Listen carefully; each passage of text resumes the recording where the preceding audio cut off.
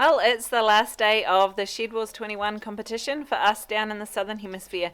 So I'm going to go and do my final harvest and final weigh-in, and I will let you know how much we've managed to grow this year.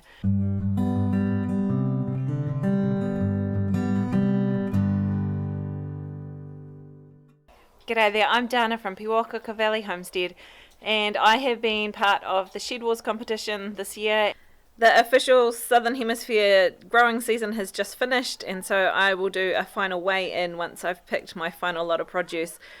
There's quite a few things still in the garden that actually need some more time to grow, and we haven't actually had our first frost here yet. So I'm going to leave some of them to grow, and unfortunately they won't add to our totals, but that's okay. It'll be all the more harvest for us anyway. We have had a surprising amount of pumpkins that grew this year, and so I will be making a whole lot of soup and canning all of that up for the family. There are other things that aren't coming out the garden that we are counting in our totals. We do go through almost a dozen eggs every day. A lot of that comes from my husband, who eats between 6 and 8 eggs every morning for breakfast, which personally I couldn't stomach, but he does it every day. We do have a lot of chickens here, and we do also sell eggs, but the sold eggs won't count in the total, just the dozen a day that we do actually use ourselves. Unfortunately, in the total, we have not included any meat that we have raised. Our meat rabbits are only just finally getting started. They're all pregnant, and hopefully they will have some babies, hopefully in the next couple of weeks. Our 2 conies that we're raising for pork, we are not quite ready to process them. That's more of a logistics management issue rather than a they're not ready to go issue. So we're hoping to get them done in the next month or so. So none of the meat will be counted in our total, so it's all just vegetables out the garden. There are a few bits and pieces that we've just kind of eaten along the way without weighing them, handfuls of berries here and there and that sort of thing. Overall, we consider our survival garden a bit of a failure in some areas. But we did manage to get a lot of pumpkin out of there and a lot of potatoes out of there. The corn was a failure, the beans were a failure, the tomatoes that we tried to grow outside were a failure. But overall, we've managed to pretty much not buy vegetables for the entire summer for the family, and ultimately that's our aim. And we've managed to can a few things to be able to eat over the winter as well, including quite a bit of tomato sauce that we will use. So I think this rain shower's settled, so we're going to go and harvest what's left of the beans in the garden, and there's a few carrots that are ready to go, and a whole lot of tomatoes, and then I will do a final weigh-in and a total up. Now, one part of the SHEDWARS competition was we had to grow something in a pot. I don't usually grow stuff in pots around here because I do tend to forget to water them, and that was definitely the case with these guys. Luckily, we put enough organic material in the bottom of the container, so it didn't matter too much. They have managed to survive despite me literally only watering them once. So these are our green beans that I grew in a container, and they have started making some actual beans, so I'll harvest those. They've still got plenty of flowers on them, and they probably won't get much of a frost around here for quite some time, so I'm hoping that we'll get a wee bit more out of these. If you want to check out my video on how I made the trellis to grow these beans up, I'll put a link to it up the top for you. So these are our celeriac, and they are starting to bulb up quite nicely down there. They've got a bit more growing to do before I harvest those.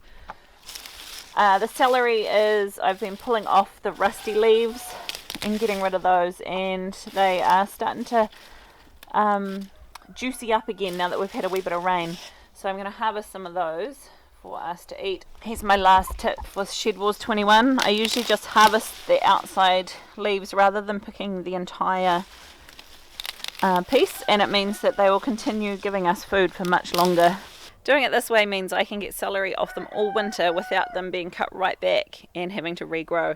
So that works really well for us because we just need 2 or 3 stalks for each meal, and so we just come out and harvest a couple. And thankfully, when the weather cools down a wee bit, they juicy up a lot and they don't rush off to seed quite as quickly. Now, the other thing that I've tried this year, which has worked really, really well, is throwing this insect netting over this patch of cauliflower. This is meant, for the most part, we've managed to keep the cabbage butterflies out of here. And so there is a little bit of cabbage poop, butterfly poop, so somehow there have been a few in here. You can see a few wee holes. But these are all getting nice and big and about ready to harvest. There are still some tiny little baby ones, so I'll leave those covered, but I'm going to harvest these big ones before they spread out and go yuck. Traditionally we can't grow kumara or sweet potato down here. It's too cold and our growing season is far too short. So this year I have tried growing them in under plastic and they seem to be working. I won't know my final harvest until later on. I'm going to wait until the frost starts killing the tops off. But I'm really excited to see if we manage to grow any down here.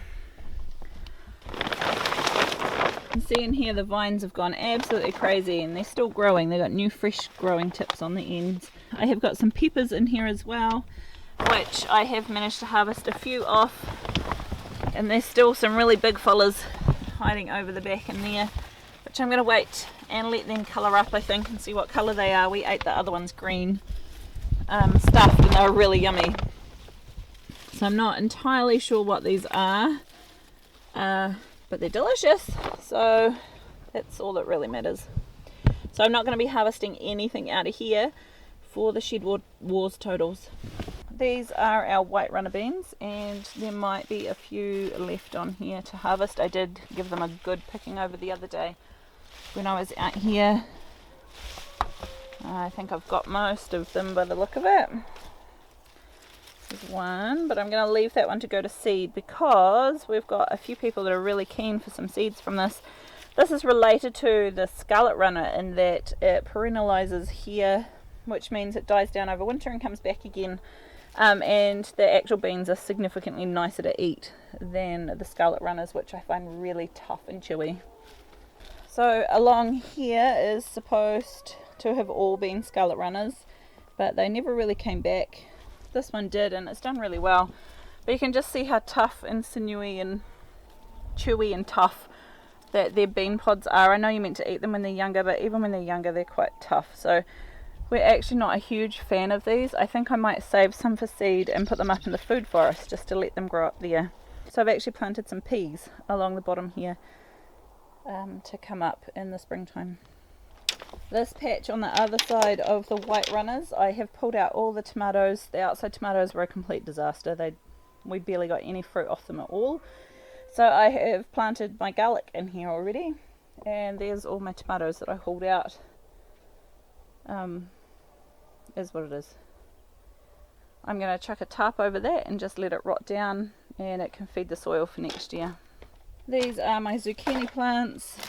They've pretty much given up fruiting now. I think it's too cold. They're succumbing to powdery mildew. I don't think there's any more in there. We have got some whoppers off them though.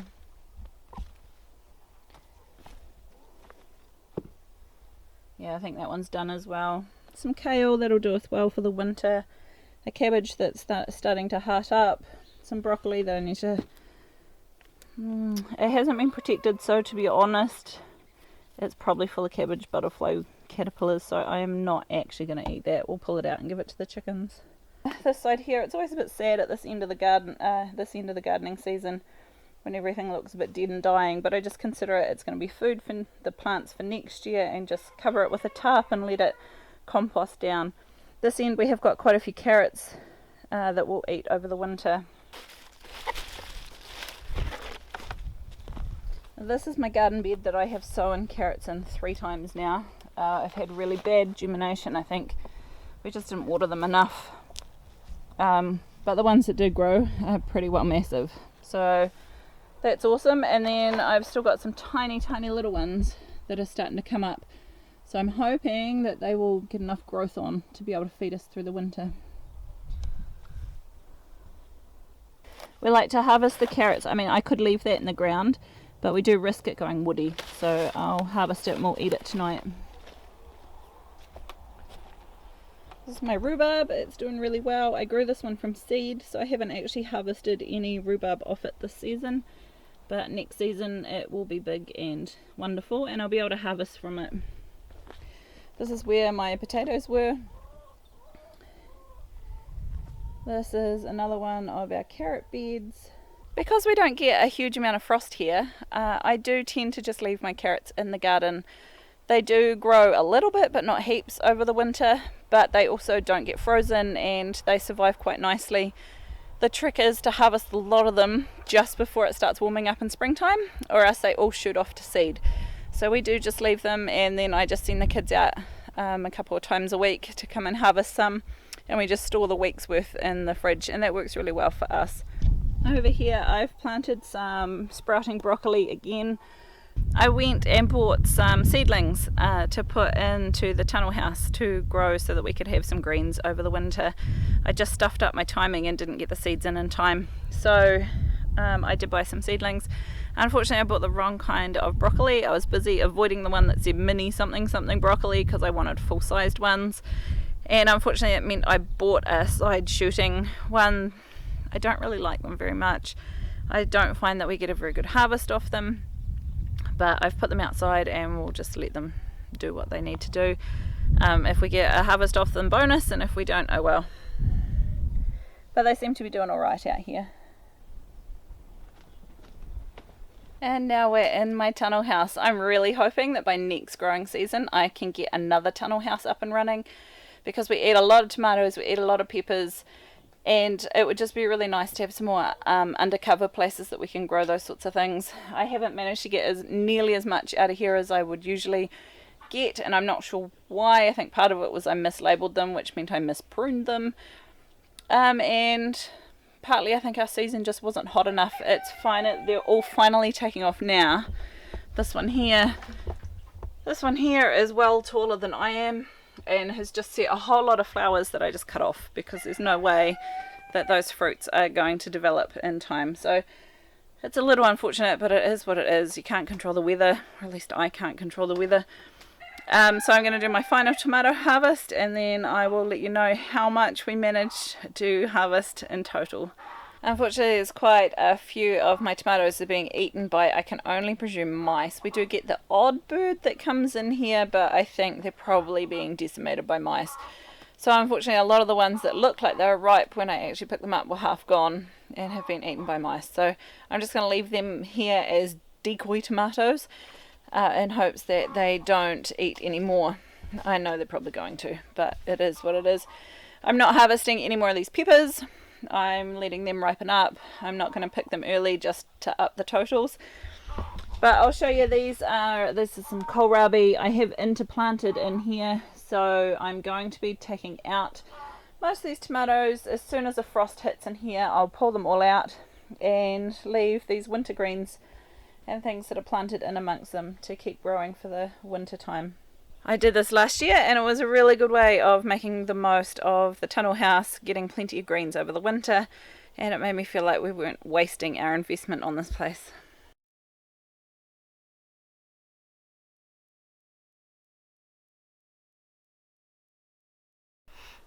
So that's it from me from the SHEDWARS 21 competition. Good luck to all the ones still going or just getting started up in the Northern Hemisphere. If you are new to the channel, please hit like to this video, maybe consider subscribing. We do bring you videos twice a week on growing and preserving your own food and other homesteading bits and pieces. And if you want to check out the rest of the SHEDWARS competition, just click on the hashtag SHEDWARS21 down below and it will bring up everybody else's videos. So good luck to all the other competitors, and thanks so much to the rest of the team down under. We'll wait and see what our totals are compared to everybody else's. We'll catch you later.